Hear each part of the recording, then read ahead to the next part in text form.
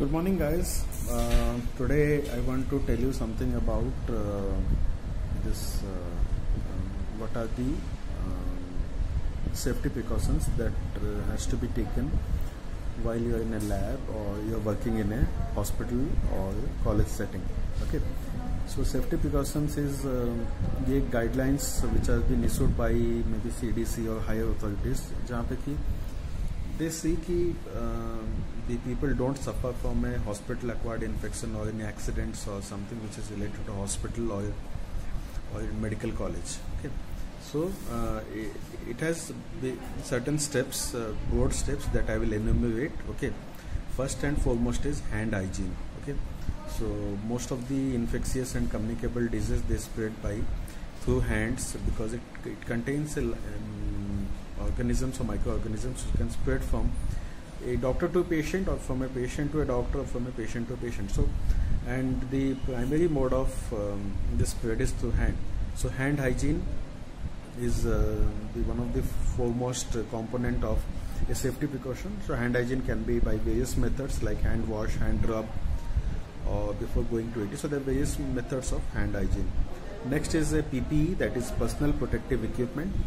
That means whenever you're working in a lab or seeing a patient or you're handling any biomedical waste, you should be wearing a personal protective equipment, yani ki equipment which is worn so that you don't get infected. So it is of various types like a headgear, you can have goggles, you can have masks, you can have a personal protective kit, okay, so a attire, then you can have a shoe cover, you can have if you're not a shoe cover, at least a shoe which covers most of the feet, and maybe a face shield. So these are components of it, personal protective equipment.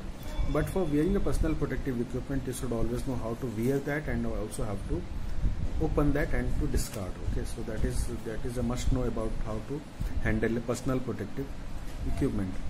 Then respiratory hygiene, like suppose if someone is suffering from a cold and cough, how should he cough? Okay, he should not cough directly into someone's face or when someone is standing.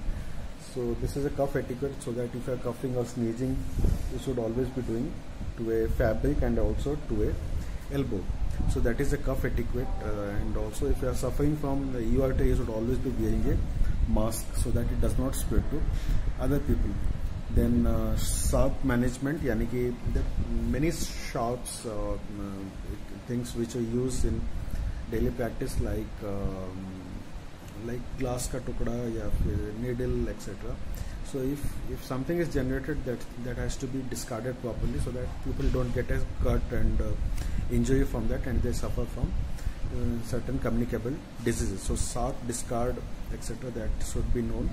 Then safe ingestion practice. So if you're giving a vaccine or injection or you're taking out blood from a patient, then that area should be sterilized properly so that you don't actually infect the person by giving a injection. So that area has to be sterilized properly. Also the needle that is used, that should be sterilized needle once used while a needle.